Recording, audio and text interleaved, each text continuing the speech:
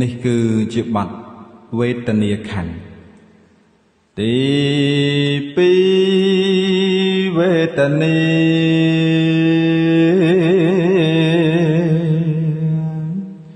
ជាចេតសកតែងដឹកអារម្មណ៍ពីខាងក្រៅ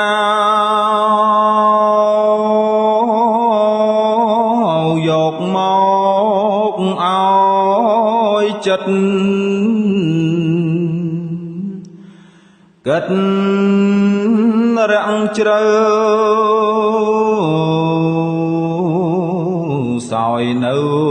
អារម្មណ៍តាមសុខទុក្ខឬមិនសុខទុក្ខក៏ប្រមូលេបញ្ចូ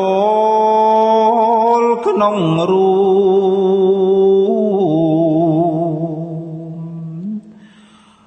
ដូចចុងរុក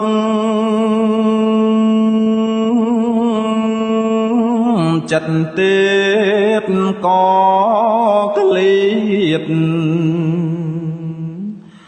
សោយសុខទុក្ខទាំងពីរបីមុខ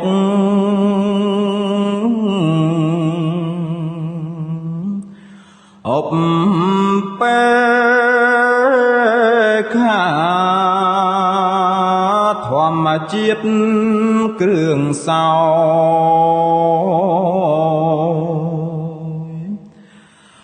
នៅ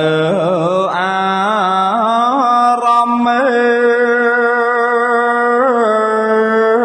មានរូបឧបត្ថម្ភ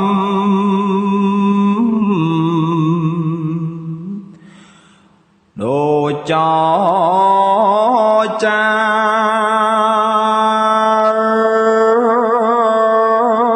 ពុលដោយសង្ខេប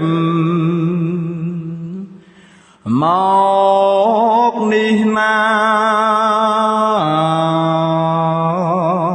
ឈ្មោះថាវេទនី